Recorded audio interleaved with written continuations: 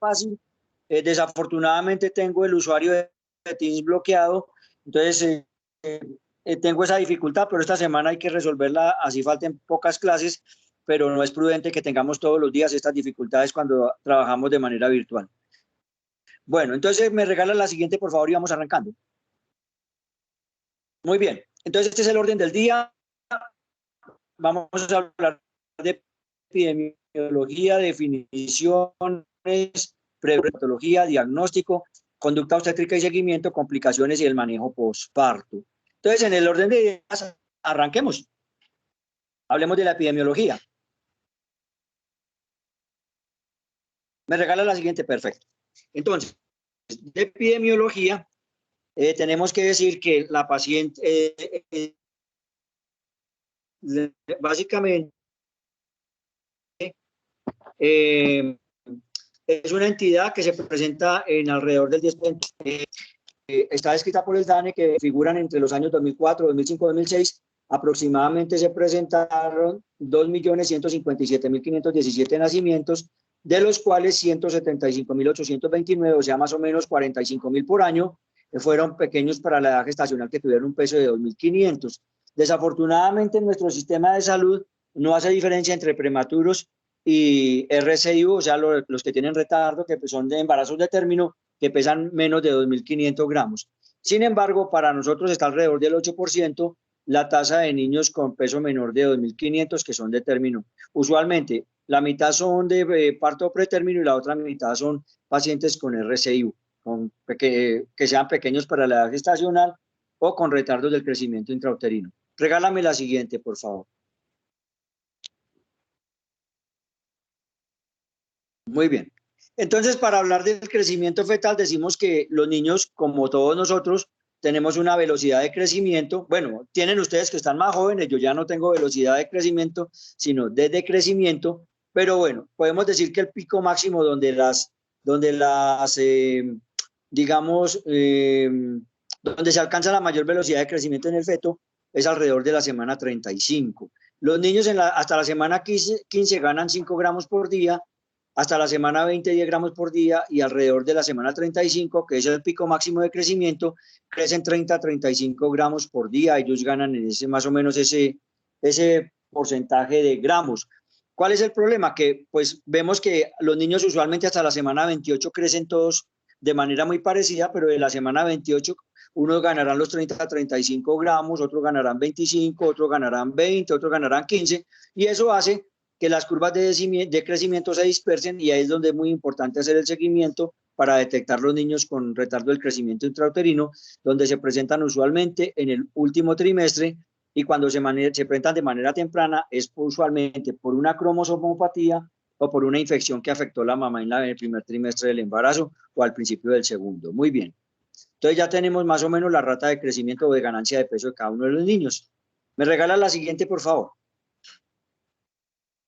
Bueno, ¿cuál es la definición de un RCIU? Entonces, la definición de un RCIU es una desviación esperada o no del patrón de crecimiento fetal, y es el resultado de un potencial de crecimiento disminuido secundario a fenómenos adversos del feto generados o fenómenos adversos que afectan las entidades que puedan afectar el feto, la madre o la placenta, pueden dar como resultado un retardo del crecimiento intrauterino. Y el retardo del crecimiento intrauterino, independiente que la causa sea el feto, una enfermedad del feto, una enfermedad de la madre o una enfermedad de la placenta, de dos o de los tres, es una causa importante de morbimortalidad materna perinatal hasta 20 veces más que la población normal. Me regalan la siguiente, por favor, Juliana. Muy bien.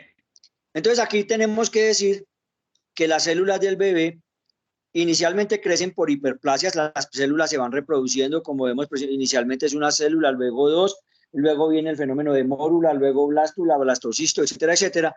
Entonces se van reproduciendo las células inicialmente, las primeras 20 semanas, la ganancia de masa y de peso es a partir de la hiperplasia de las células que se están reproduciendo de una manera importante. Entre la semana 20 y semana 28, las dos, tanto hiperplasia como hipertrofia, o sea, ganancia de masa de los tejidos que ya están formados. Y a partir de la semana 28 ya la ganancia de peso del bebé es básicamente a través de hipertrofia fetal, hipertrofia de las células fetales, hipertrofia del hígado, hipertrofia del vaso, hipertrofia de las células óseas, hipertrofia de las células sanguíneas, etcétera, etcétera. Entonces, inicialmente se crece a través de la hiperplasia, luego una mezcla de hiperplasia y hipertrofia, y finalmente en el último trimestre la ganancia de peso se da por la hipertrofia de los tejidos fetales. Entonces es muy importante tenerlos en mente para cuando hablemos de RSIU simétrico y asimétrico. ¿Me regala la siguiente, por favor, Juliana? Muy bien. Como todo, en medicina siempre y a largo plazo, en 50 o en 100 años, hablaremos de la prevención en cada una de las patologías que se puedan presentar. Entonces, digamos que la prevención se puede ser como en todas las patologías que hemos hablado, primaria, secundaria y terciaria. Prevención primaria, todos nosotros deberíamos tener un cambio en el estilo de vida, hacer deporte, mantenernos delgados, suplementar las carencias nutricionales, evitar el consumo de actores psicoactivos, evitar el cigarrillo, las drogas, no trasnochar, ser juicioso, llegar temprano a la casa, que sabemos que eso es la parte de una prevención primaria en salud, pero pues que lo cumplimos hasta donde se puede. No siempre se puede hacer todo, pero en general la idea es que entre más saludables sean los hábitos, menos propenso a las enfermedades se está. La prevención secundaria se da ya en las pacientes que tienen una infección, pero que tratamos de que no nos... O ya en la paciente embarazada.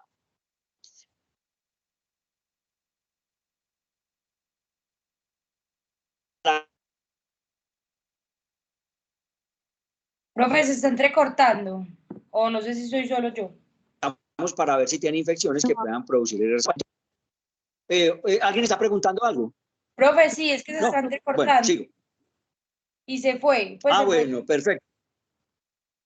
Si bueno, no sé si ahí me están oyendo. Sí. Sí, ahí sí. Bueno.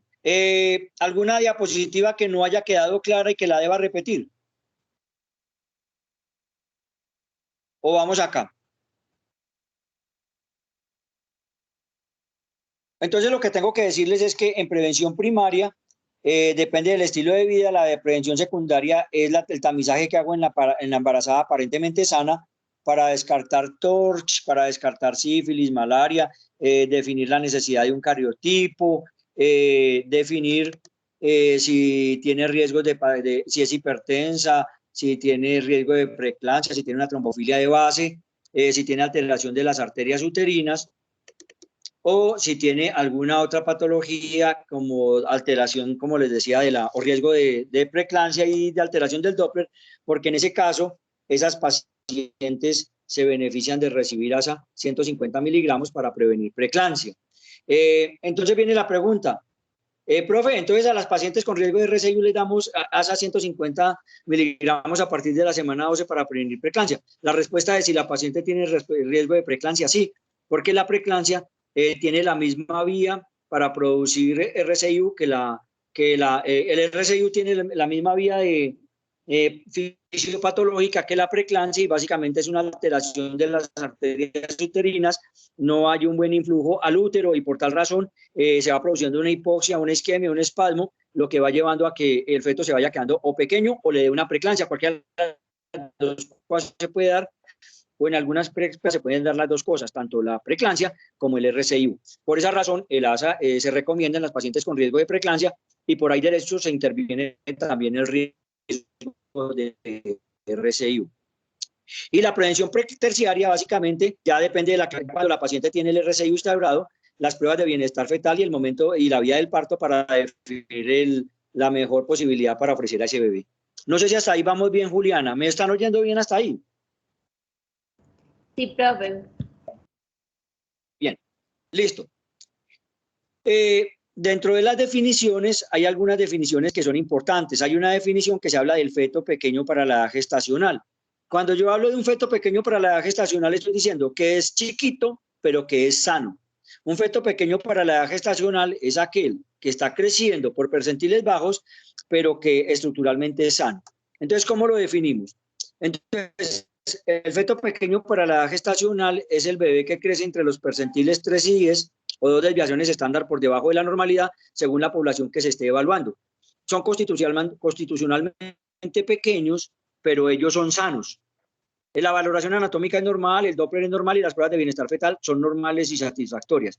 Entonces, un niño que crece entre el percentil 3 y 10 y todo lo demás es normal, decimos que es un feto pequeño para la edad gestacional. Todos tenemos derecho, o algunos tenemos derecho a ser bajitos, sin que por eso signifique que estemos enfermos. Entonces, eso es como la definición de pequeño para la edad gestacional. Es el niño que crece entre el percentil 3 y 10 con Doppler normal y pruebas de bienestar fetal normales. ¿Hasta ahí vamos bien? Sí, profe. Sí. Juliana, estaba en la diapositiva siguiente, no sé si fue que me pasé, esa. Entonces, ese es el feto pequeño para la edad gestacional. Ahí pueden ver que la paciente está creciendo entre el percentil 3 y 10, o dos desviaciones estándar de la normalidad de la población. Son pequeños, pero son sanos. Entonces, un niño que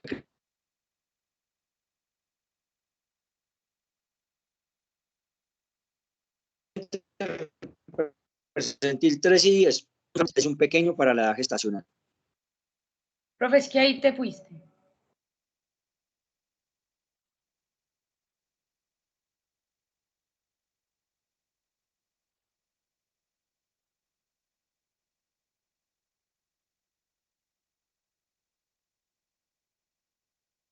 Profe, no te estamos escuchando nada.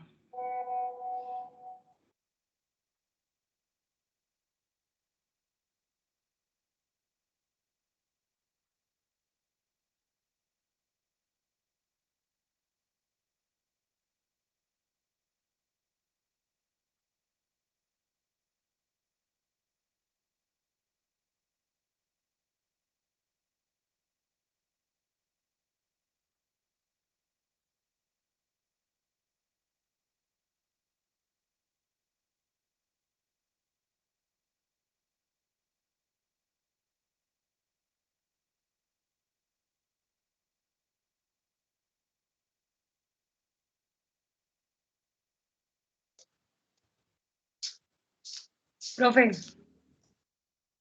Sí. profe, es que no te escuchamos nada. Profe, ¿qué tal si apagas la cámara para que así nos mejore como el internet?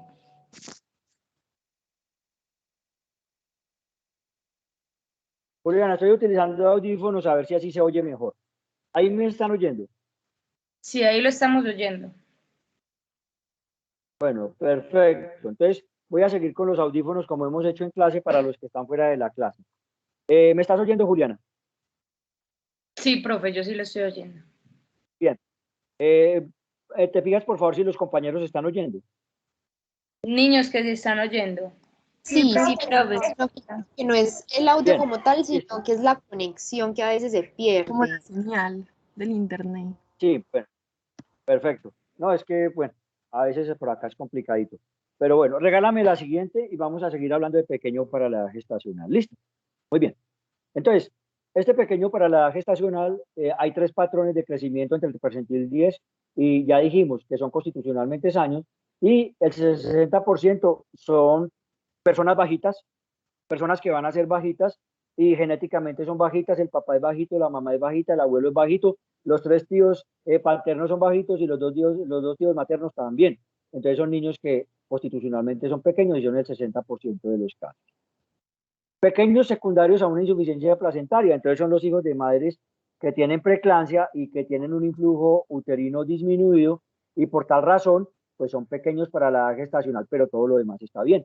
Entonces, ese es un 25%. Y el otro 15% de los pequeños para la edad gestacional son niños que tuvieron una infección al principio del embarazo o que vienen con un síndrome genético o que traen alguna cromosomopatía, porque los niños que traen alteraciones genéticas o cromosomopatías son estructuralmente más pequeños que los niños normales. Entonces, el pequeño para la edad gestacional, lo vuelvo a insistir, es el niño que crece entre el percentil 3 y 10 con pruebas de bienestar fetal normales y se puede deber a que es chiquito o a que tuvo una insuficiencia cromosoma en útero, pero que viene por lo demás normal y que todo lo demás va normal. ¿Hasta ahí vamos claros? Sí, profe. Bien. Me regala la siguiente, Juliana, por favor.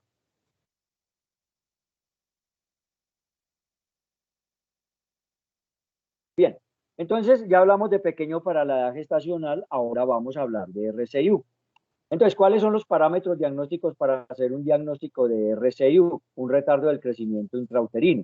Entonces, los parámetros para hacer el diagnóstico de RCIU es un crecimiento fetal por debajo del percentil 10 para la edad gestacional, con signos de compromiso fetal en el Doppler, oligoamnios y o alteración de las pruebas de bienestar fetal, sea el perfil biofísico o sea el monitoreo fetal. Entonces, un niño que crece entre el 3 y el 10, o que tiene afectado el Doppler, o que tiene oligoamnios, o que tiene las pruebas de bienestar fetal alteradas. Esa es la diferencia con el pequeño para la edad gestacional. El pequeño para la edad gestacional tiene sus pruebas de bienestar fetal normales, mientras que el RCIU, que crece entre el percentil 3 y 10, tiene las pruebas de bienestar fetal alteradas, sea el Doppler, sea el perfil biofísico, sea el monitoreo, o presenta un oligoamnios también, que es un signo de alerta. Ustedes ya saben por qué. El líquido amniótico es la orina del bebé, y si el niño no está orinando, por algo será que no está orinando. Muy bien. Segundo criterio, peso estimado fetal menor del percentil 3 para la edad gestacional. Todo niño que crezca por debajo del percentil 3 tiene un RCIU, tenga o no tenga el Doppler normal. Si tiene el Doppler normal, tiene un RCIU. Si no tiene el Doppler normal, también tiene un RCIU. Entonces, todo niño que crece por debajo del percentil 3, partimos de la base que no es normal, tiene un RCIU. Listo. Circunferencia abdominal por debajo del percentil 2,5. Este parámetro se ha ido olvidando y casi nadie lo reporta, pero está descrito en los libros. Circunferencia abdominal por debajo del percentil 2,5. Y entonces esos son como los tres criterios para hacer el diagnóstico de RCIU. Crecimiento entre el 3 y el 10 con las pruebas alteradas, crecimiento por debajo del percentil 3 o perímetro abdominal por debajo del percentil 2,5. Y lo dividimos en precoz cuando es por debajo de la semana 34 y tardío cuando es mayor de la semana 34. El punto de quiebre, como casi todo en obstetricia, es la semana 34. Cuando un niño crece por debajo del percentil 3, tiene una probabilidad de mortalidad perinatal 20 veces mayor que un niño que tiene un peso adecuado para la edad gestacional. Entonces vemos cómo es el riesgo de un niño que crece por debajo del percentil 3. El pequeño para la edad gestacional y el RCIU no es una enfermedad, no es una entidad específica, sino una manifestación de alguna enfermedad o del feto, o de la mamá, o de la placenta, o del feto y la placenta, o de la mamá y la placenta, o del feto, la mamá y la placenta. O simplemente en los casos cuando se crece por el percentil entre 3 y 10 con Doppler normal, simplemente es una variación estadística poblacional que tenemos los que somos paticorticos o bajitos, que crecemos pues en los percentiles inferiores, pero pues sin ninguna anormalidad estructural en un momento determinado. Esa es la definición de pequeño para la edad gestacional. Juliana, no sé si hasta aquí vamos bien. Tú me dices, por favor. Sí, profe, vamos bien. Bueno, ¿han quedado claros los conceptos que hemos expuesto hasta ahora? Sí, profe. Bien, seguimos. Me regala la siguiente, por favor. Clasificación. Muy bien. Entonces, el temprano es el que aparece antes de la semana 34, se asocia a preeclampsia y alteraciones a nivel placentario, se presentan el 20 a 30% de los casos de RCIU, y esta carga tiene una carga de mortalidad alta. Estos niños, cuando se afectan tan temprano, muchos de ellos durante el manejo fallecen. Entonces, aparecen tempranos, tienen que ver con preeclampsias tempranas o con alteraciones placentarias tempranas, se presentan en 1 de cada 3 casos, 20 a 30%, y tienen una alta mortalidad. Las causas son usualmente infecciones, anomalías congénitas e insuficiencia placentaria severa en el caso de las preeclampsias. Y el tardío es aquel que aparece después de la semana 34, es la forma más común de RCIU, está menos asociado a enfermedad placentaria, se presenta en el 70 o 80% de los casos de RCIU. Entonces tienen como causa principal una insuficiencia placentaria leve, y el problema es que este ya no da alta mortalidad, pero da una alta morbilidad neurológica y metabólica. El anterior es menos frecuente, pero es más mortal. Este es más frecuente, menos mortal, pero esos niños terminan, muchos de ellos, con morbilidad neurológica o metabólica, o las dos. Se considera que un RCIU es severo cuando su peso está por debajo del percentil 3 y tiene un pronóstico malo cuando es de origen temprano por debajo de la semana 34. O sea, crecer por debajo del percentil 3, tener el Doppler alterado y estar por debajo de la semana 34 tienen un riesgo muy alto de complicación y muerte por RCIU. Entonces es como las cosas que estarían todas en contra del bebé. Entonces no sé si hasta aquí estamos bien y podemos seguir. Sí, profe. Bueno, me regala la siguiente, Juliana, por favor. Bien, entonces esta diapositiva es una de las estrellas de esta presentación. ¿Por qué? Porque aquí está hemos hablado todo el tiempo, que hay causas maternas, que hay causas placentarias y que hay causas fetales, que todo se debe a una alteración de la placenta, una alteración de la mamá o una alteración del bebé, que pueden ser los dos o que pueden ser las tres. Bueno, venga, profe, ¿cuáles son las causas, los factores de riesgo para que RCIU? Son estos que están ahí. En la mamá, como siempre lo hemos dicho, la pobreza es un factor de riesgo para todo. Usualmente no para cosas tan buenas, pero para todas las enfermedades sí es un factor de riesgo. Entonces vemos bajo nivel socioeconómico, nuliparidad o multiparidad mayor de 5, periodo intergenésico entre 6 meses y 60 meses, medicamentos antineoplásicos, anticonvulsivantes o beta bloqueadores, reproducción asistida, antecedente de un hijo pequeño para la edad gestacional o RCIU, fumar, alcohol o drogas, y patologías como preeclampsia, hipertensión, diabetes pregestacional, enfermedades cardíacas y enfermedades respiratorias renales y trombofilia. Entonces, todas estas patologías que pueden afectar a la mamá o el ambiente materno pueden llevar a un RCIU. Importantes, el antecedente de un pequeño o un RCIU. Otros importantes, la ingesta de beta bloqueadores. Otros importantes, el bajo nivel socioeconómico, y el otro importante aquí también es la hipertensión y la preeclampsia. Muy bien. Placentarios. Muchachos, ¿cuánto pesa una placenta? ¿Quién me dice? ¿Cuánto en promedio pesa una placenta? ¿Quién sabe ese dato? ¿Alguien que se tira al charco? No es como 500. 500 gramos. Muy bien. Alrededor de 500 gramos. Alrededor de 500 gramos pesa una placenta. Muy bien. A término, lógicamente. Entonces, cuando una placenta pesa menos de 340 gramos, es un factor de riesgo para el RCIU porque hay muy poca superficie de intercambio tanto de glucosa como gaseoso.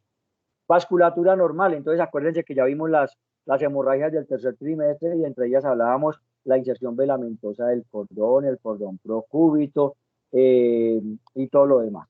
Muy bien, entonces la inserción velamentosa del cordón, ¿no? La vasa previa, todo eso lo habíamos hablado ya, la inserción velamentosa del cordón y la vasa previa son factores estructurales de riesgo para RCIU desde el punto de vista placentario. Las anomalías uterinas también, el útero bicorne, el útero bidelfo, el útero arcuato, todos esos úteros, por tener una superficie irregular, hacen que la placenta no tenga un buen intercambio con el útero y por tal razón, esas anomalías uterianas pueden llevar a RCIU. Inflamación de las arterias espirales, por supuesto. Si se inflaman, se engruesan y al engrosarse, pues lógicamente la luz del vaso es más pequeña y por lo tanto el intercambio gaseoso es menor. Arteria umbilical única, claro, a una le toca hacerlo de dos. Y por último, trombohematomas y hemangiomas placentarios también se han asociado con alteraciones placentarias para RCIU. Muy bien. Bueno, causas fetales. Dentro de las causas fetales tenemos las cromosomopatías. Yo les había dicho que las alteraciones cromosómicas y las malformaciones hacen que crezcan niños con una velocidad, una rata de crecimiento mucho menor a los niños normales. Esos niños son más pequeños. Los niños con trisomía 21, 13 y 18 también son más pequeños. Recuerden que la 13 y la 18 son incompatibles con la vida extrauterina, pero la 21 sí que es el síndrome de Down, y uno ve que usualmente los niños de Down son más pequeñitos. Muy bien. Infecciones congénitas, citomegalovirus, toxoplasma rubeola, también cuando da la primoinfección durante el embarazo, hace que esos niños sean restringidos en talla. Anomalías congénitas mayores también, alteraciones metabólicas, agenesia pancreática y por lógica la gestación múltiple, porque están dos muchachos metidos donde solo cabe uno y por lo tanto tienen que crecer más chiquito para poder estar los dos adentro. De hecho es un problema porque no hay tablas para gemelar para hacer el diagnóstico de RCIU. Entonces muchos de ellos terminan clasificados como RCIU simplemente porque no hay tablas para gemelar. Muy bien. Hasta aquí vamos claros, muchachos. Las tres causas, las maternas, las placentarias y las fetales. Sí, profe. Bien, entonces esta es una de las diapositivas estrellas de esta presentación. ¿Listo? Muy bien. ¿Me regala la siguiente, por favor? Fisiopatología. El niño para crecer necesita dos cosas: glucosa y aminoácidos y oxígeno. La glucosa y el aminoácido construye su cuerpo, la glucosa es la energía para hacer la construcción y el oxígeno es el combustible, básicamente es ¿cómo se diría? No es el combustible, es el socio del combustible, el carburante que se requiere para poder quemar toda la glucosa y construir a través de los aminoácidos el nuevo cuerpo del bebé. Entonces, la glucosa es el principal sustrato energético, el feto no la produce y por tanto tiene que pasar a través de la placenta de la mamá, como vemos en la gráfica. Entonces, al pasar, esa glucosa está regulada por la insulina y por sus hormonas contrarreguladoras. Cuando hay alteración de la regulación de la insulina, pueden pasar dos cosas. Cuando hay exceso de hormonas contrarreguladoras, se va a dar la macrosomía, y cuando hay defecto de hormonas contrarreguladoras, se puede dar un pequeño para la edad gestacional. Recordemos que en las pacientes que tienen diabetes, la glucosa pasa libremente al feto, la mamá produce su propia insulina, el bebé produce su propia insulina, y la insulina aumentada en el bebé se comporta como la hormona del crecimiento y por eso los niños tienden a ser macrosómicos. Pero cuando hay alteraciones placentarias también se puede dar RCIU en las madres diabéticas, las dos cosas se pueden dar. Muy bien. Entonces, no sé si hasta aquí va muy bien y me regalaría la siguiente, Juliana, por favor. Listo. Muy bien. Entonces, resumimos la fisiopatología del RCIU en una perfusión subóptima uteroplacentaria y una malnutrición fetal.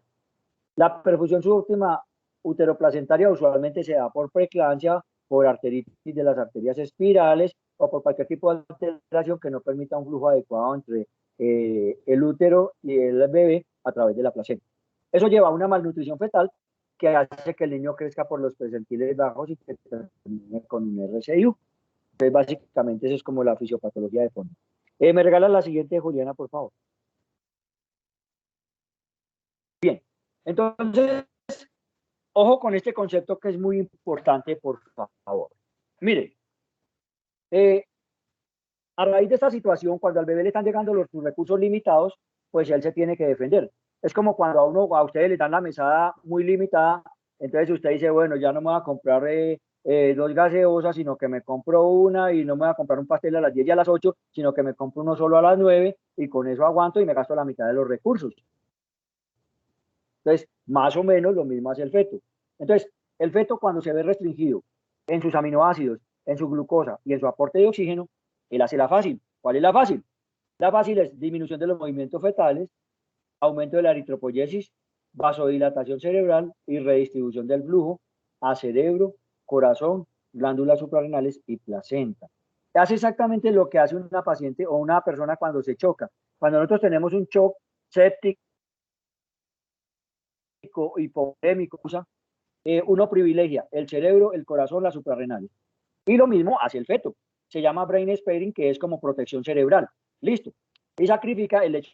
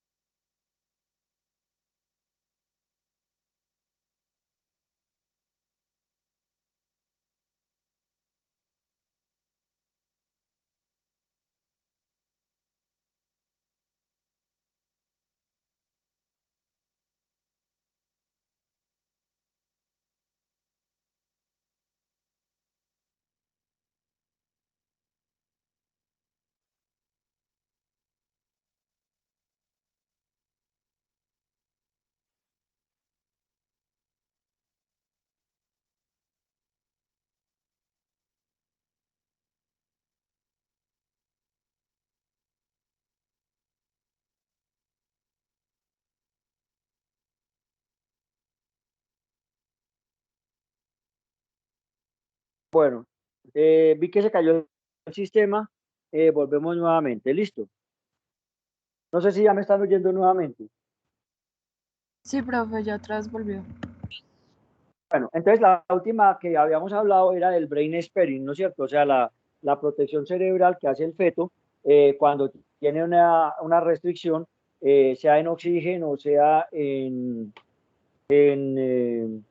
en sustratos como la glucosa o los aminoácidos, y por tal razón él se mueve menos, gasta menos, y eso es lo que hace para protegerse y tratar de llegar al término, y por eso en los fetos de término están de riesgo la disminución de los movimientos fetales o en los niños pretérminos que crecen con patología de base y que se sospecha se asocian a retardo del crecimiento intrauterino o pequeño para la edad gestacional, y por eso los niños necesitan pruebas de bienestar fetal y seguimiento estricto para ver que no se vayan a deteriorar y poderlo detectar tempranamente. Entonces habíamos quedado en esta diapositiva que hablábamos de mecanismo de defensa fetal. Juliana, ¿me regalas la siguiente, por favor?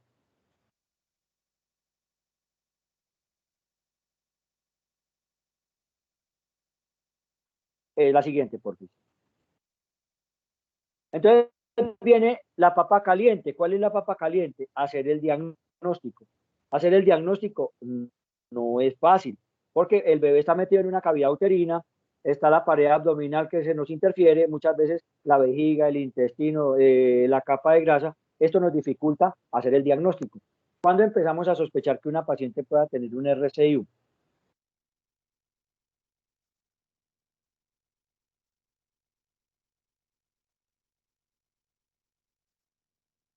5 gramos por día, a la semana 20 10 gramos por día y en la semana 35 ya son 30 35 gramos por día.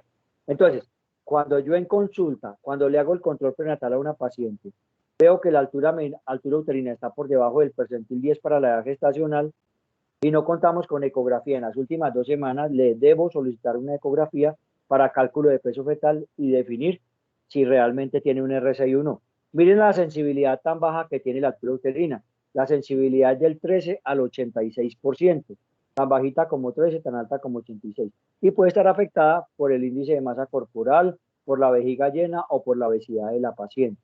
Sin embargo, es lo que tenemos para sospechar un RCIU en una paciente de 26 semanas o más. Entonces, yo les voy a dar un tipcito para que sepan cuándo solicitar el Doppler. ¿Me regalan la siguiente, Juliana, por favor? Bien, entonces aquí está la tablita y miren, cuando yo tengo una paciente con 26 semanas y su altura es 23 centímetros, está por el percentil 10 y estoy autorizado para solicitarle una eco de control. Si la eco me dice que el niño está creciendo por debajo del percentil 10, le debo solicitar un Doppler para descartar un RCIU. Y si tiene un RCIU, debe ser manejado por el especialista para seguimiento con Doppler, clasificar el RCIU y definir en qué momento se termina el embarazo. ¿Listo? Si tiene 28 semanas y la altura uterina me da 25, estoy autorizado. Si tiene 30 semanas y tiene 27, también estoy autorizado. Conclusión, hasta la semana 30, si la altura uterina tiene menos de 3 centímetros de la edad gestacional, debo solicitar la ecografía para descartar un RCIU. Entre la semana 32 y 36, si la diferencia es 4, debo solicitar la ecografía. Y entre la semana 38 y 40, si la diferencia es 5 más, debo solicitar la ecografía. Entonces, ahí está en la tablita, copienla, peguenla debajo del consultorio cuando se vayan para el rural y sepan que en esos casos el bebé está la altura uterina está por debajo del percentil 10 y deben solicitar una ecografía si no la tienen las 2 últimas semanas para descartar o un pequeño para la gestacional o un RCIU y definir el estudio a seguir a esos muchachos con pruebas de bienestar fetal. ¿Hasta ahí estamos claros? Sí, profe. Bueno, entonces, esta es otra diapositiva importante. Esta es otra diapositiva muy importante. ¿Listo? Muy bien. Entonces, ¿cómo en la ecografía detecto yo los niños que tienen probabilidad de tener un RCI? Entonces, la ecografía nos da el chéchere, el ecógrafo, nos da automáticamente el peso del bebé. ¿Cómo nos lo da? Él tiene incorporada una fórmula que se llama de Haldol, utiliza el perímetro cefálico, el perímetro abdominal y la longitud del fémur, y con esos 3 parámetros él calcula el peso. El cálculo del peso, si está por debajo del percentil 10, a mí me autoriza para pedir el Doppler. Listo. ¿Y qué Doppler? ¿Qué deben evaluar en el Doppler? ¿Qué es un Doppler? ¿Alguien tiene idea qué es un Doppler? Sí, profe, es como Algo una que- ecografía que tiene pues como unos luces Dale, de contraste sí. que Bueno, ayudan a entonces mirar les cuento que sí. cosas. Bueno, el Doppler básicamente es como medir la velocidad de la sangre en los vasos sanguíneos. Entonces lo que yo hago es, al vaso sanguíneo que estoy mirando, sea la arteria umbilical, sea la arteria cerebral media, le mando un chorro de sonido, porque el ecógrafo funciona es con sonido, ¿no? Esto se llama ultrasonido. Le mando un chorro de sonido y el aparato recupera parte del chorro de sonido. Si la sangre va muy rápido, recupera menos chorro de sonido y si la sangre va más despacio, recupera más chorro de sonido. Y eso da una gráfica. Esa gráfica se interpreta y eso es lo que nos da las ondas del Doppler. Y eso nos dice, ya después de hacer unas tablas con miles de niños que se han llevado a Doppler sanos y enfermos, nos da unas tablas para decir cuando el Doppler da así, está bueno, cuando el Doppler está así, da malo. ¿Me hago entender? Es un chorro de sonido y yo capto la onda del chorro de sonido que vuelve después de pegar en el vaso sanguíneo. Mírenlo así. Como ya hay partido de la selección Colombia, a los que les gusta el fútbol. Yo estoy jugando fútbol en la avenida Oriental. Listo. Yo tiro un balón y lo tiro y va sobre la avenida Oriental. Le pega un carro que va despacio. Lo más probable es que ese balón llegue cerca a donde estoy yo porque va despacio. Pero si yo tiro el balón a la avenida Oriental y va un carro demasiado rápido, a 120 kilómetros por hora, cuando el balón le pegue al carro, pues el balón va a coger mucha inercia, va a coger mucha velocidad y me va a salir mucho más lejos de donde yo lo lancé. Ese es el Doppler. Y eso es lo que nos dice si la sangre va muy rápido, si va muy despacio, si el vaso está muy dilatado, si el vaso está de tamaño normal o si está muy estenosado. Eso nos permite, comparándolo con los normales, decir si ese niño tiene una circulación normal o tiene una circulación anormal. Hasta ahí me han entendido, ¿me entienden ese concepto, muchachos? Sí, Bien, listo. Entonces, ¿a qué vaso se le puede hacer Doppler? A cualquiera que usted pueda medir. Sin embargo, los vasos que están más estudiados son las arterias uterinas, las arterias umbilicales, la arteria cerebral media, el ductus venoso, la vena umbilical básicamente. Listo. Entonces, con esos vasos que ya están muy bien estudiados y que ya están bien parametrizados, es que hacemos los diagnósticos. ¿Cómo lo hacemos? Así. Miren, esto ya se lo da el Checher a uno, ya uno no tiene que hacer esta vuelta. Aquí vemos que si un niño pesa 1444 a la semana 30 está creciendo en el percentil 50, pero si pesa 2146 a la semana 35, pues está creciendo en el percentil 10 y a este hay que hacerle Doppler, al otro no. Entonces, así se hacía antes, ya no, ya el Chechere le da el ecógrafo, le da a usted el dato de inmediato y le dice si está creciendo en qué percentil y qué percentil tiene y si requiere Doppler o no. Entonces, de una vez el aparato le dice todo eso. Entonces, miremos, los vasos más importantes. Está la arteria umbilical. Entonces miren que en la gráfica de la derecha está la arteria umbilical. Después de ese, no, la que sigue. Eso, perfecto. Entonces, ahí está la arteria umbilical. No sé si la están viendo. Entonces, la arteria umbilical tiene la parte roja, que es la que se dirige hacia donde yo estoy, y la parte azul, que es la que se aleja, que simplemente nos muestra velocidad y calor. Muy bien. Entonces, miramos que en la gráfica de abajo hay una muesquita que son como dos cositas, como dos rayitas horizontales, y ese es el punto donde el Doppler está midiendo la velocidad y nos da una onda ahí. Ahí ven la onda debajo. Entonces, digamos que es un dato importante que los niños que tienen oligoamnios puede ser por disminución de la perfusión renal, ya lo habíamos dicho, y eso significa que está ahorrando sangre para ir al riñón y posiblemente ese niño tiene un regular pronóstico, pero eso ya lo habíamos dicho. Volviendo al cuento del Doppler de la arteria umbilical, entonces, la arteria umbilical, cuando se altera, va aumentando su resistencia, lo que lleva a la disminución del flujo en la diástole. Entonces, el flujo en la diástole de la arteria se va disminuyendo y puede progresar a un flujo diastólico cero e inclusive en algunas ocasiones a un flujo reverso, o sea, la sangre se devuelve. Entonces, eso no es tan bueno porque la sangre va circulando y circula más rápido cuando hay sístole, pero sigue circulando. En estos bebés, circula en sístole. En la primera alteración es que apenas pasa la sístole, circula más despacio. La alteración más severa que sigue es que en la diástole ya no circula Y en la tercera, más severa, es que en la diástole se devuelve la sangre. Miren que dice que las alteraciones de las arterias umbilicales son secundarias a la vasoconstricción crónica de las vellosidades coriónicas. Entonces es signo de que hay una mala vascularización a nivel de la placenta. La ausencia de flujo al final de la diástole se asocia con una tasa de mortalidad perinatal alta, hasta del 45%. Entonces en la gráfica de abajo que ustedes ven ahí, ven un pico en la parte de arriba de la onda blanca, que es la sístole, y ven un valle en la parte de abajo de la onda blanca, que es la diástole. Y lo que hay entre los dos es la cantidad de sangre que deja de circular cuando pasa de sístole a diástole, como cuando pasaría como en una onda de un electro o algo así. Muy bien. ¿Me regala la siguiente, por favor, Juliana? Bien, entonces esta gráfica es importante para que miren esto. El flujo normal es el de arriba. Está la sístole y está una diástole, que es una diástole amplia. Es una arteria uterina con buena capacidad que permite buena cantidad de paso de sangre, tanto en sístole como en diástole, por lo tanto, está bien irrigada esa placenta. Muy bien, y eso es ese bebé. La segunda, hay un aumento de la resistencia. Entonces miren que la sístole sigue siendo igual, pero la diástole en la gráfica C es más estrecha.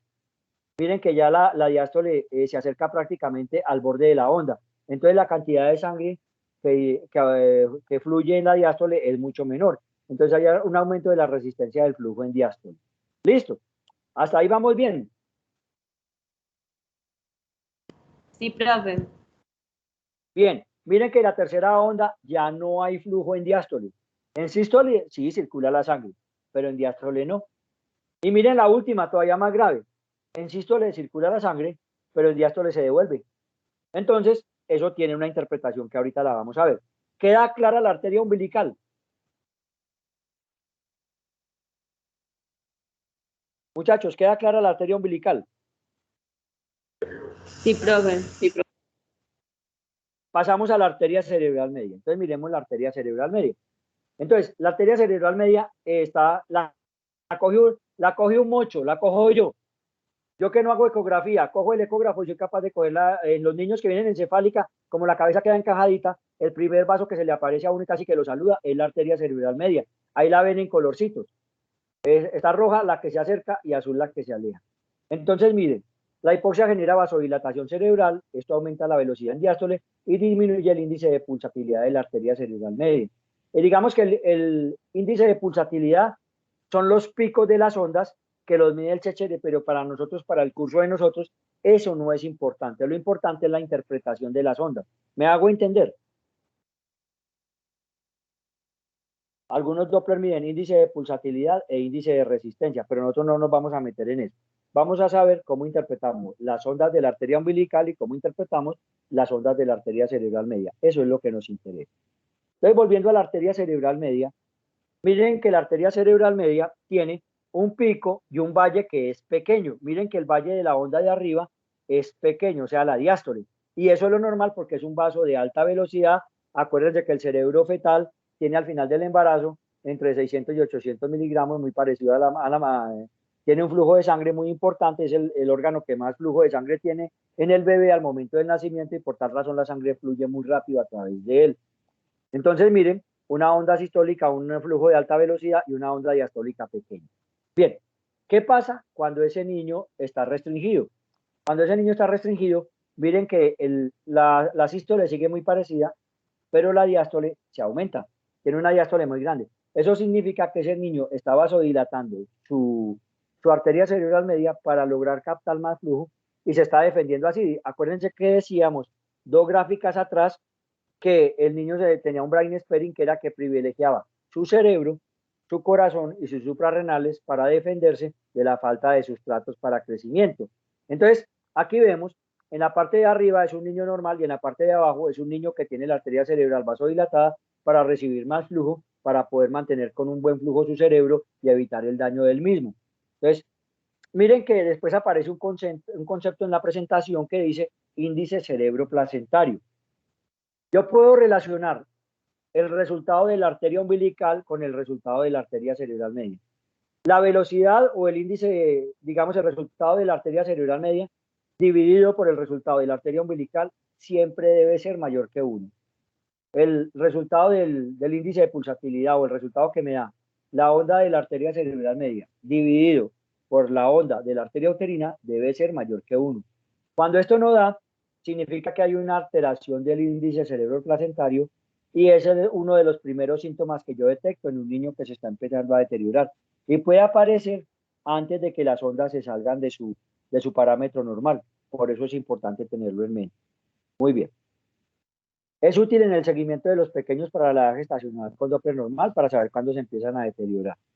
Y permite detectar vasodilatación cerebral temprana que aún no tenga índices de pulsatilidad de la arteria cerebral media por debajo del percentil 5 o alterados. O sea, no me permite detectar una alteración del índice cerebroplacentario, me permite detectar una alteración fetal antes de que se afecte el Doppler de la arteria cerebral media y el Doppler de la arteria umbilical. Entonces, para eso es que me sirve. No sé si hasta aquí estamos claros esos conceptos. El concepto de la onda de la arteria umbilical, el concepto de la onda de la arteria cerebral media y el concepto de la relación de cerebro-placenta. ¿Hasta ahí vamos bien, Juliana, o hay algo que los muchachos no hayan entendido? Profe, yo creo que vamos bien. Bien, gracias, muy bien. Bueno, entonces ya hemos hablado de los Doppler arterial. Resulta que a veces los niños son muy chiquitos, 26 semanas, y tienen alterado el Doppler de la arteria cerebral media, tienen alterado el Doppler umbilical, pero yo digo, carajo, si lo saco se me va a morir. Yo necesito ponerle al menos maduración pulmonar. Venga, ¿yo qué hago? Cuando estos Doppler se alteran y yo no puedo sacar el bebé porque la probabilidad de muerte es mayor que la probabilidad de sobrevida dejándolo adentro, empiezo a hacerle seguimiento con Doppler ya no arterial, sino con Doppler venoso. ¿Qué vaso? El ductus venoso. El ductus venoso es un vasito, aquí lo vamos a leer, el ductus venoso es el reflejo de la precarga, o sea, la sangre que le llega a la aurícula derecha. Y es una derivación vascular o un shunt presente en el feto que permite el paso de la sangre oxigenada de la vena umbilical hacia la circulación coronaria y cerebral por el foramen oval. Para los que disfrutan la neonatología, supongo que están allá babiados diciendo que es rico, que la sangre viene por la vena umbilical, entra a la arteria hepática, de la arteria hepática pasa a la vena cava inferior, de la vena cava inferior a la aurícula derecha del feto, a través del foramen oval pasa a la aurícula izquierda del feto, de ahí al ventrículo izquierdo, y de ahí va a perfundir el cerebro del bebé y va a perfundir los demás órganos de la economía con sangre oxigenada que pasa a través del foramen oval. Entonces, yo sé que eso lo disfrutan mucho, sobre todo cuando están en turnos a las 3 de la mañana y no hay mucho que hacer, entonces se ponen a leer de eso y lo disfrutan. Muy bien. Entonces acá tengo que decirles que la sangre oxigenada de la vena umbilical va hacia la circulación coronaria y cerebral por el foramen oval, como lo hemos mencionado, ahí, y el ductus venoso es un vasito que usualmente se cierra después del nacimiento, que tiene una conexión entre la vena umbilical intrahepática y la vena cava inferior. Ahorita lo vamos a ver. Y ese vasito tiene una característica muy importante, tiene un esfínter que evita que la sangre se devuelva y da una onda muy específica. Él evalúa la disfunción cardíaca derecha asociada a hipoxia y acidemia durante la contracción atrial. Entonces, un niño que ya tiene meconiados, discúlpenme la expresión, ya tiene meconiados o dañados los Doppler de la arteria cerebral media y la arteria umbilical, los puedo seguir con Doppler del ductus venoso, por lo menos mientras le hago maduración pulmonar y defino cuándo lo saco. Si el Doppler del ductus venoso está bueno, me puede dar entre 1 y 2 días antes de que ese bebé se me muera. Entonces, y también el perfil biofísico me puede servir. Pero bueno, volviendo al Doppler venoso, que es el Doppler del ductus venoso, el Doppler del ductus venoso tiene una sístole mayor que la diástole y tiene una onda positiva cuando hace el clic y se cierra el esfínter. Entonces, es la onda azul que se ve ahí. No sé si Juliana les podría marcar la onda azul. La cuñita que tiene, esa cuñita que tiene ahí, cuando va bajando la onda azul, esa es la onda A. Cuando permanece la onda A, la probabilidad que el feto se muera es muy baja. Pero miren la parte de abajo, el ductus de arriba es un ductus normal, el azulito, pero el blanquito que está abajo sí es un problema grave. Entonces, mire, tenemos la sístole, se baja la circulación casi al fondo, la diástole y ahí devolución, la onda se invierte. Eso significa que el niño está hipóxico y que ni siquiera el esfínter es capaz de cerrarse, sino que permite que la sangre se devuelva. Este es un signo de mal pronóstico y nos sugiere que ese niño se puede morir en 24 o en 48 horas. Pero nos puede dar tiempo para una maduración pulmonar. Entonces eso es como la parte importante. Juliana, ¿me están oyendo? Sí, señor. Sí, profe. Ah, bueno. Sí, es que aquí ya pasa una cosa rara en el celular, pero entonces no le voy a parar bola. Mientras ustedes me oigan todo está bien. ¿Quedó el concepto claro del ductus venoso, muchachos? Sí, Entonces, profe. primero hago los Dopplers arteriales. Cuando se deterioran los Dopplers arteriales y el bebé no lo puedo sacar porque está muy chiquito, me paso al ductus venoso. Cuando el ductus venoso saca la mano, tengo que tomar una decisión, ¿no? ¿Lo saco o no lo saco? Y la mayor probabilidad de sacarlo. Algunos hacen Doppler de la arteria tricuspidia o de la válvula tricuspidia, pero de la válvula tricuspidia, pero pues digamos que eso no es como el mensaje del curso, sino que el mensaje del curso es Doppler arterial y Doppler venoso. ¿Y en qué momento sacarlo? Bueno, sigo. Me regala la siguiente, por favor, Julián. Entonces ahí está el ductus venoso. Entonces miren que dijimos que es un vasito que va de la arteria umbilical intrahepática a la vena cava. En la gráfica de la izquierda se ve clarito, pero no se ve muy bien. En la gráfica derecha no se ve tan claro, pero se ve muy bien. Entonces vemos que ahí dice ductus venosus, es el ductus venosus, y ahí va llegando, se mete dentro del hígado y llega a la vena cava inferior. Ese es el ductus venoso. Los obstetras que hacen ecografía son muy buenos para buscarlo, lo buscan dentro del útero y son capaces de medir la onda del ductus venoso. ¿Y por qué se dan cuenta ellos? Por la ondita que vimos que tiene la muesquita de la onda A, y eso ya ellos saben que están en el ductus venoso. Me regala la siguiente, por favor, Julián. Decíamos que la grafiquita azul, la grafiquita de la altura uterina, eran claves en esta presentación. Esta es la tercera diapositiva clave en esta presentación, porque aquí se resume toda la carreta que yo les he echado hoy.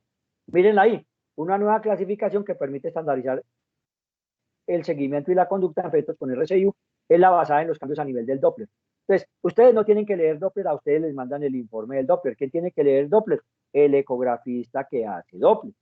Entonces, el pequeño para la edad gestacional es un niño sano y puede ir hasta las 40 semanas, no hay problema. Eso sí, con seguimiento con pruebas de bienestar fetal. Con seguimiento con pruebas de bienestar fetal. Si no, no se puede hacer esa vuelta así. Entonces, cuando hay un RCIU tipo 1, cuando hay una leve insuficiencia placentaria y hay alguna alteración de las que está ahí, alteración de la arteria umbilical, un peso fetal estimado menor del percentil 3, una relación cerebro-placentaria menor del 5, una arteria cerebral media menor del 5 o una alteración de las arterias uterinas. Cualquier paciente que tenga alteración de las arterias uterinas por el notch que sugiere preeclampsia ya se clasifica como un RCIU tipo 1 si el bebé crece por debajo del percentil 10. Entonces, el seguimiento de esos niños es semanal y se termina el embarazo a la semana 37 y puede ser por vía vaginal, si no lo tolera, cesárea. Ese es el RCIU tipo 1. Y cualquiera de las alteraciones que está ahí cumple para el RCIU tipo 1. ¿Cuál es el 2? Entonces, en el 2 ya hay una insuficiencia placentaria severa, pero todavía no está comprometido el bebé.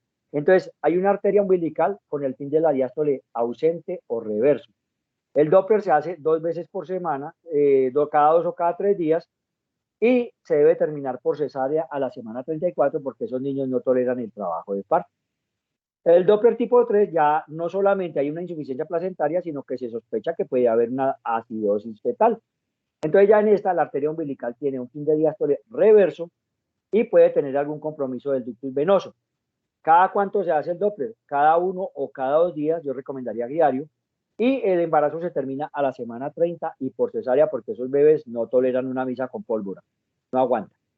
Y el 4 es un bebé con una insuficiencia placentaria severa y con un compromiso fetal ya muy demostrado. Ellos tienen ductus venoso alterado y fuera de eso tienen las pruebas de bienestar fetal alteradas. Tiene un monitoreo fetal alterado, desaceleraciones en el monitoreo fetal o una frecuencia cardíaca fetal con una taquicardia o con una bradicardia por debajo de 110. Y esos pacientes se les debería hacer Doppler cada 12 horas y terminarle el embarazo a la semana 26, que son niños de muy mal pronóstico.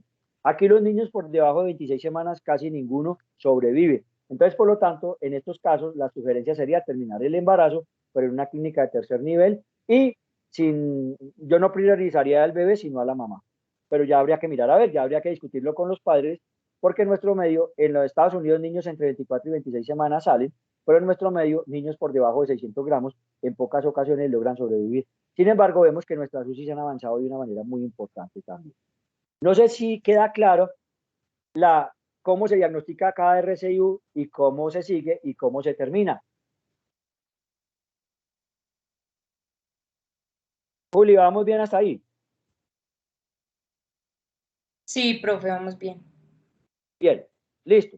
Entonces, esa es la tercera, ya dijimos la azul, ya dijimos la altura uterina, ya dijimos esta, como 3 diapositivas claves para el manejo de estos bebés. Entonces, se recomienda seguimiento ecográfico del crecimiento en los niños pequeños para la edad gestacional que no estaban en la anterior diapositiva. Me regala la siguiente, por favor, Julio. Bien, listo.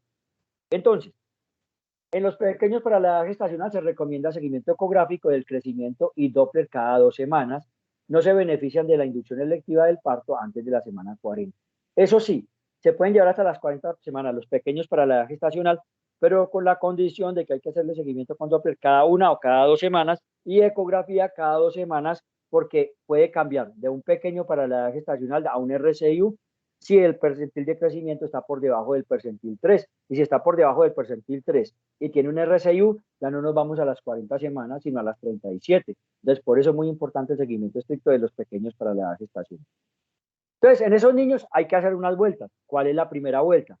Si tiene menos de 32 semanas, póngale el sulfato de magnesio para proteger al niño contra una parálisis cerebral infantil con un mínimo de impregnación. Darle las 24 horas, pero ojalá un mínimo de impregnación de 4 horas antes del parto. Entonces, darle la tromboprofilaxis en los niños con un RCIU precoz antes de la semana 32.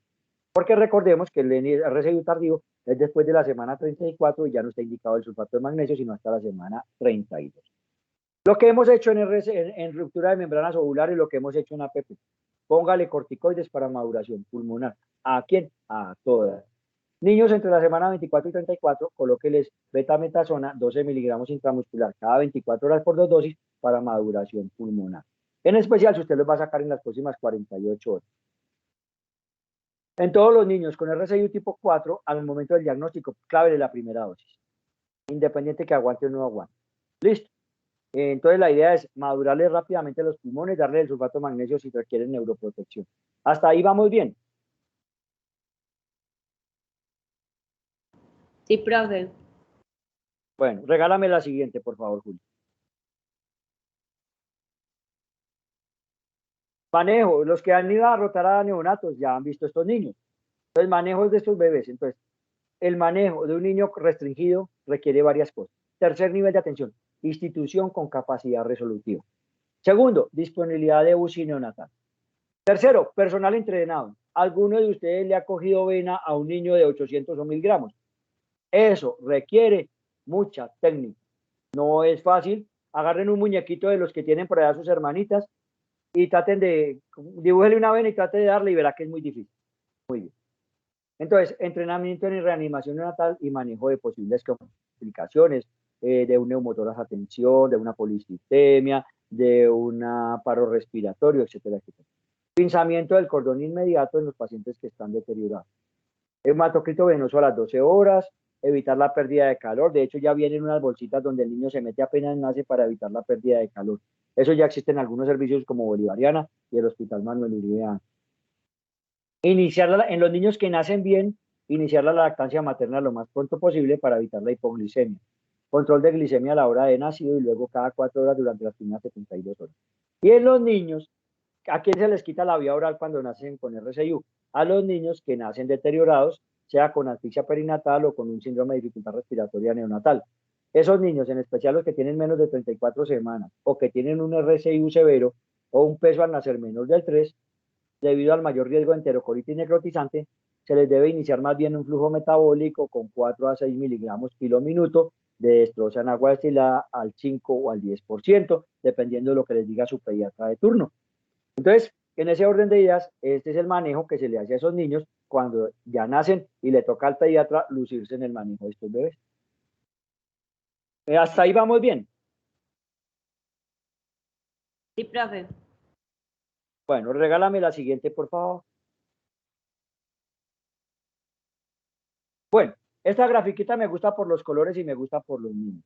Entonces, miren, en la gráfica de la izquierda se ve un niño, en la gráfica en la derecha se ve un niño completamente eutrófico y normal, ¿no es cierto? Todos quisiéramos que si tenemos un hijo o una hija sea así, bonito. Y en la izquierda vemos niños, uno con restricción moderada y otro con restricción más severa. Miren que el más severo, que es el de la izquierda, es más cabezoncito que el otro. porque en la medida que uno es más chiquito, tiene más grande la cabeza y el cuerpito más chiquito, y miren que la piel es de menor calidad que el niño de la mitad.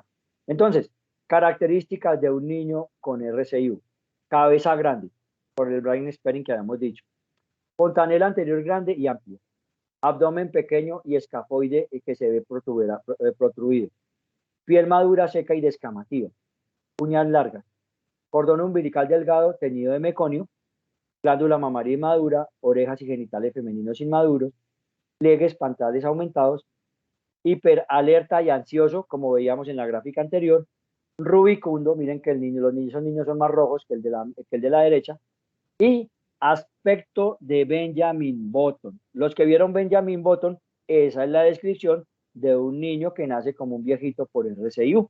Entonces, aspecto de Benjamin Button. Listo, hasta ahí vamos bien. Entonces vamos a las complicaciones. Ya Juliana ya está en complicaciones, vamos para allá. ¿Cuáles son las complicaciones de un niño que nace con un RCIU? Varias. Todas muy malucas. Muerte intrauterina, desastre. Un desastre obstétrico. Asfixia perinatal, malo. Hipotermia, malo. Hipo o hiperglicemia, malo. Hipocalcemia, malo. Policitemia, malo. Intolerancia a la vía oral con el riesgo de una enterocolitis necrotizante, malo. Síndrome de dificultad respiratoria del neonato, también algo malo. Esos niños se van de CIPAC, como vemos ahí, y pues es un problema que es aburrido. Ictericia temprana, ese no es tan grave. Sepsis tardía, malo. Enterocolitis necrotizante, malo. Hemorragia pulmonar, malo. Hipertensión pulmonar persistente también es una mala cosa. Entonces vemos todas las complicaciones que tienen estos bebés que no son nada sencillas. Muy bien. Me regala la siguiente, Juli, por favor. Listo. Hay un concepto, cambiando de banda, cambiamos de tercio, ¿no es cierto? Un concepto que maneja el ministerio y que ustedes lo deben tener claro. ¿Qué es un niño con bajo peso al nacer? Un niño con bajo peso al nacer es todo niño que pesa menos de 2.500 gramos. Un niño puede pesar menos de 2.500 gramos por dos cosas. La primera, porque es prematuro, o la segunda, porque tiene un retardo del crecimiento intrauterino. Por cualquiera de esas dos cosas, un niño puede pesar menos de 2.500 gramos. Y por allá al principio de la presentación hablábamos que en Colombia había 179.000 niños y pico que habían nacido con menos de 2.500 gramos para los años 2004, 2005 y 2006. Muy bien.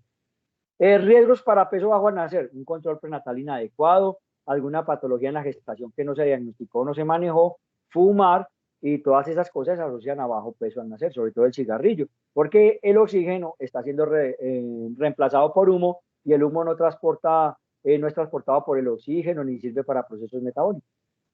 Muy bien. Me regala la siguiente, por favor, Juli.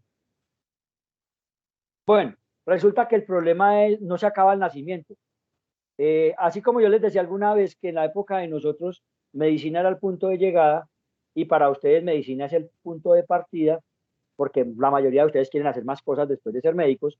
En cambio, en mi época, mucha de la gente quería ser médico, algunos queríamos hacer más cosas. Pero bueno, volviendo al tema, el problema no se acaba cuando el niño nace. Posiblemente el problema empieza cuando el niño nace. ¿Me entienden el concepto? El problema no acaba cuando el niño nace. Puede que el problema empiece cuando el niño nace. Entonces, los pequeños para la edad gestacional se han demostrado que pueden tener con el tiempo, no todos, lógicamente, no todos, pero un porcentaje mayor, alteración en el neurodesarrollo, en la socialización y en la capacidad intelectual. Los niños con RCIU inicial o simétrico pueden tener alteraciones en el crecimiento desde el primer trimestre, se quedarán pequeños a lo largo de toda la vida. Entonces, el niño que no tuvo una buena hiperplasia de sus células será pequeñito toda la vida porque sus células no se desarrollaron cuando se tenían que desarrollar. Los asimétricos sí alcanzarán porque ese fue que la célula se quedó flaca, pero uno se enflaquece y también se puede engordar. Entonces esos asimétricos, esos sí pueden al final alcanzar las metas de crecimiento una vez se mejoren las condiciones para él, después de nacido. Función intelectual y neurológica en RCIU depende de eventos adversos perinatales que puedan haber afectado neurológicamente al paciente, como la encefalopatía hipóxico-isquémica o la hipoglicemia. Entonces, esos niños con el tiempo pueden desarrollar patologías de esta índole.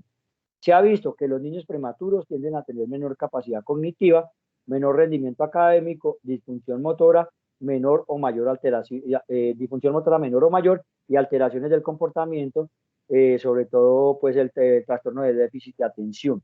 Esto no significa que todos los prematuros tengan esto, pero cuando miramos 100 prematuros a término y 100 prematuros pretérmino, 100 niños a término y 100 niños pretérmino, En los niños a término, el porcentaje de alteraciones de comportamiento, de aprendizaje, nivel cognitivo, socialización, es mucho mejor que el porcentaje de los niños que nacieron pretérmino de socialización, de nivel cognitivo, de comportamiento, etcétera, etcétera, etcétera. Entonces, en ese orden de ideas, nacer prematuro tiene más riesgos que nacer de término, que es lógico, pues es de lógica.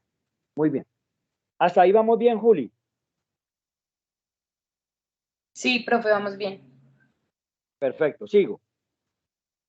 Me regala la siguiente. Entonces, mire lo que yo les decía.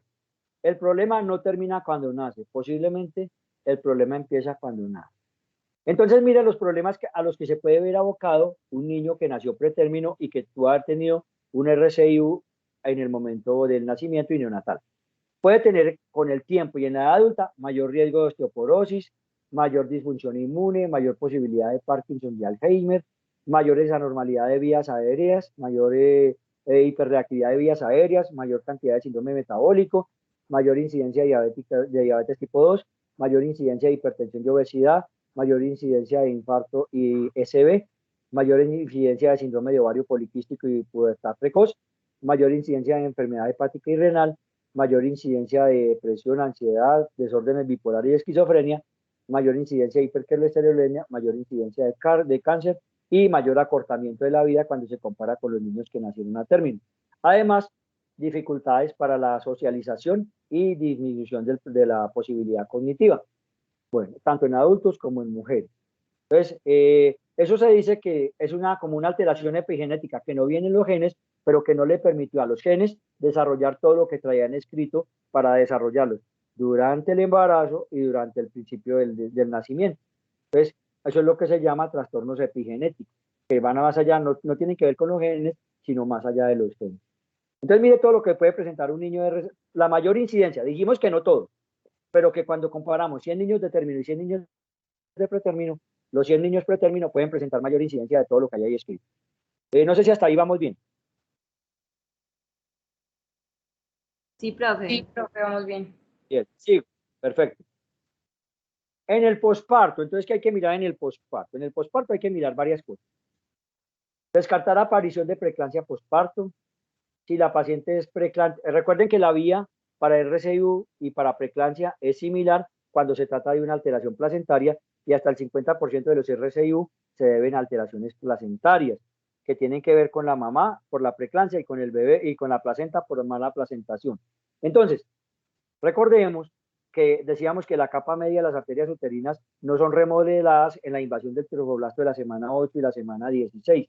Y eso hace que la vía para producir RCIU sea muy similar para dar una preeclampsia, para dar un RCIU o para dar los dos.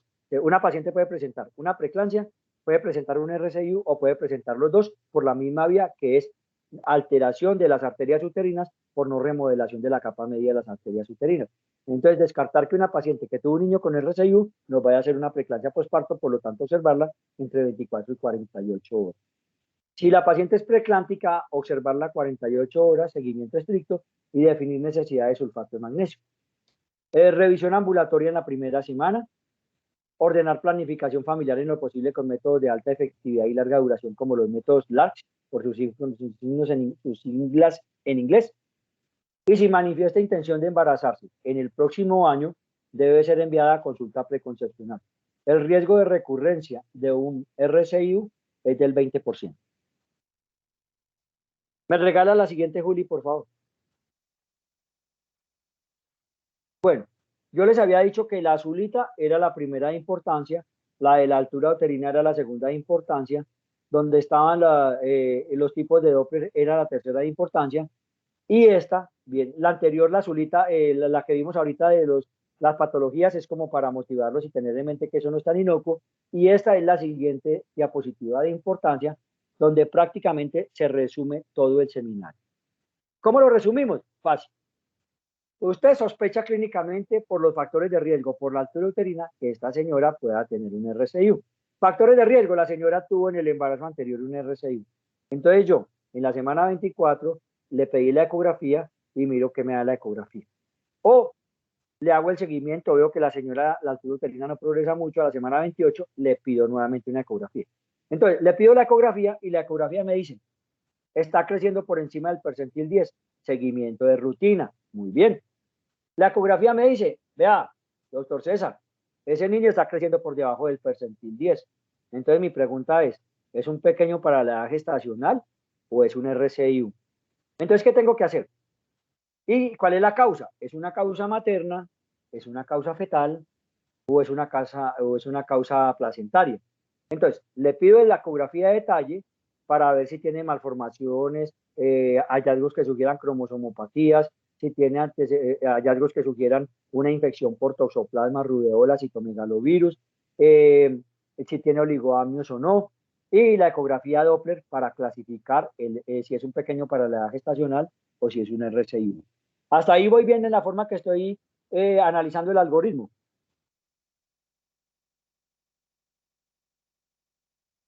Sí, profe. Vamos bien ahí mirando. Bien, listo. Entonces, le pedí la ecografía de detalle anatómica, le pedí el Doppler, le pedí, pues mire el líquido amniótico, revisé si esa señora puede tener un toxoplasma, una robeola, un citomegalovirus, e inclusive una sífilis que le pueda dar eso. Revisé si es un problema placentario, revisé si tiene una preeclampsia, revisé todo. Bien. Resulta que el niño crece entre el percentil 3 y el 10 y el Doppler me salió normal. Esa señora tiene un pequeño para la edad gestacional y debe ser seguida con ecografía y Doppler cada 2 semanas hasta finalizar la gestación a la semana 40 en concordancia con la gráfica que les había dicho que era la tercera más importante de esta conferencia. Muy bien, hasta ahí estamos claros. Lista la parte derecha de este cuadrito. Juli, lista la parte derecha de este cuadrito. Profe, sí, es que me tengo que salir para poder activar el micrófono, pero sí está lista. No importa, no se preocupe, quedamos muy bien de tiempo. Muy bien. Entonces, nos vamos a la izquierda. Entonces, el Doppler nos salió anormal. Pregunta, ¿tiene más de 37 semanas o tiene menos de 37 semanas? Entonces, como habíamos dicho, que el RCI1 se termina en la semana 37, el RCI2 a la semana 34, el RCI3 a la semana 30 y el RCI4 a la semana 26, si el Doppler salió normal y tiene más de 37 semanas, se termina la gestación. Si tiene un RCI tipo 1, por parto vaginal en lo posible. Si tiene tipo 2, tipo 3 o tipo 4, se va de cesárea. Listo, esta parte. Muy bien. Entonces, la señora tiene menos de 37 semanas y tiene el Doppler anormal. Entonces, si el Doppler es tipo 1, la seguimos con vigilancia cada semana y finalizar el embarazo a la semana 37, induciendo el parto. Muy bien. Listo. Resulta que el Doppler fue tipo 2. Entonces, vigilancia cada 48 horas, 48 a 32 horas, y le terminamos el embarazo. Si tiene más de 34 semanas, le terminamos el embarazo. Si no, cuando lleguemos a la semana 34, le terminamos el embarazo por una cesárea. Si el Doppler, el ecografista que nos hizo el Doppler, lo clasificó como un RCI tipo 3, le hacemos vigilancia cada 24 a 48 horas y cuando llegue a la semana 30 le terminamos el embarazo. Si ya están en la semana 30, de una vez le terminamos el embarazo. Acuérdense que si nos llega de una, maduración pulmonar de una, sulfato magnesio de una y le terminamos el embarazo. Eso es lo que hay que hacer. Muy bien. Y si el niño tiene un Doppler tipo 4, la vigilancia es cada 12 a 24 horas y si tiene 26 semanas o más, se le debe terminar el embarazo por una cesárea. Entonces, no sé si hasta aquí estamos claros. Ese resume todo el seminario prácticamente.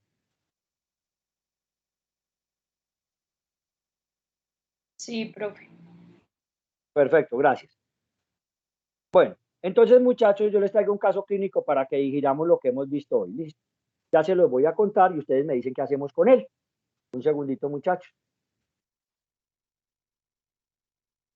Entonces traemos un caso de RCIU y ustedes me dicen qué hacemos con ese niño. Pues bueno.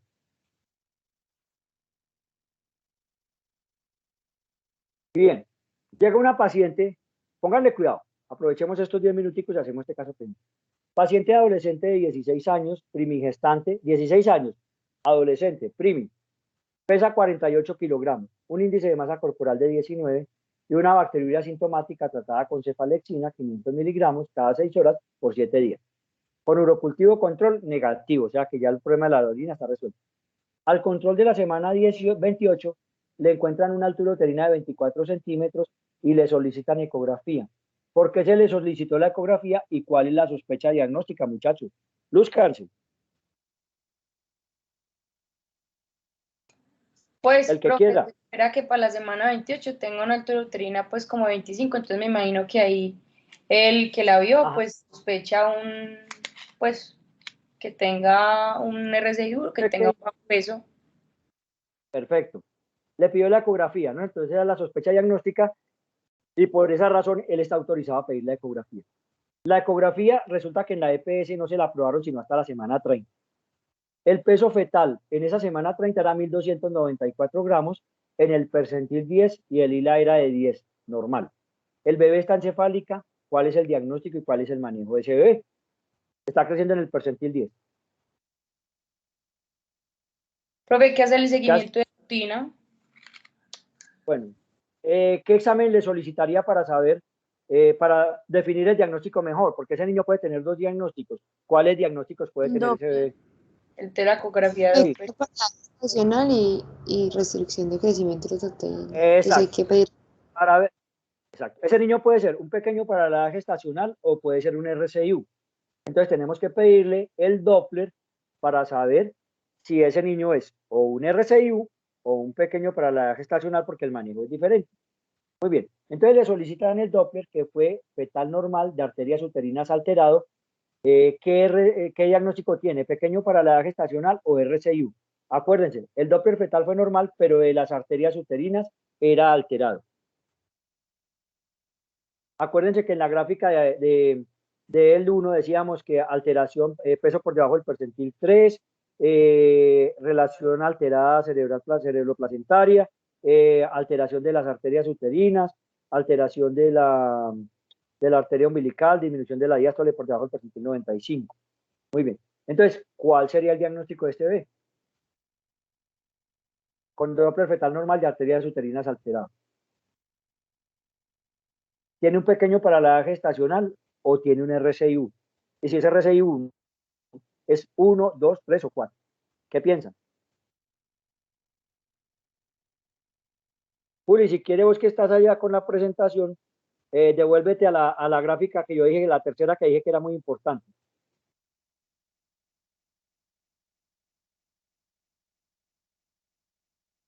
Y la mostramos para que ellos la vean.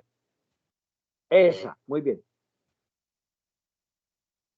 Entonces, ¿qué ven ahí, muchachos? Miren que en la parte dice IP, arterias uterinas, mayor del 95, ese está alterado. Entonces, cómo clasificamos RCIU? Ese RCIU, ¿tipo qué? Tipo 1. Pequeño para la gestación, es un RCIU tipo 1, porque el fetal está normal, pero tiene alteradas las uterinas. Entonces, se clasifica como RCIU tipo 1. Listo. Entonces, ¿cómo manejamos ese bebé? ¿Cada cuánto le vamos a hacer seguimiento? Semanal. Y a las Muy bien. 35 Le damos semanas el Doppler semanal. se Listo. el trabajo. Muy bien. Sí, le hacemos Doppler semanal, ecografía cada 2 semanas y el plan es terminar el embarazo. ¿A qué semana? 37. 37. Muy bien. Perfecto. Muy bien. Listo. Ahí vamos muy bien. Listo. Entonces la señora vuelve a la semana 32 y llega con una ecografía que muestra a un bebé creciendo en el percentil 3 con un peso calculado de 1.460 gramos. Le solicitaron Doppler de control sin cambios y perfil biofísico 8/8 y la normal. ¿Qué hacemos con esa señora? Tiene 32 semanas, está creciendo en el percentil 3, el peso calculado es 1.460 gramos. Le solicitaron Doppler de control, el cual solamente muestra la alteración de las arterias uterinas. ¿Y qué debemos hacer entonces? ¿La seguimos el seguimiento igual? ¿Lo hacemos más seguido? ¿Le terminamos el embarazo? ¿Qué piensan? Lo único que cambia es que están creciendo en el percentil 3. Miremos ahí esa gráfica otra vez.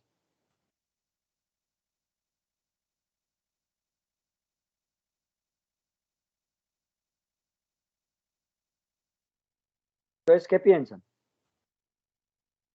Alguien que se tira al charco, lo dejamos semanal. 101, nos pasamos a 2 o lo pasamos a pequeño para la edad gestacional. ¿Qué piensan? Pues se pasaría para pequeño para la estacional. No, sigue siendo 1 porque miren, está en el peso fetal estimado percentil 3, cumple 1, listo. Y la IP de arterias uterinas también cumple ese mismo, tiene 2 criterios de RSIU tipo 1, pero sigue siendo tipo 1. En ninguna parte dice que si tiene 2 o 3 criterios de RSIU tipo 1, se pasaría al siguiente, no, sigue siendo 1. Eso cambia cuando tiene preeclampsia, que sí pasan a un estado mayor.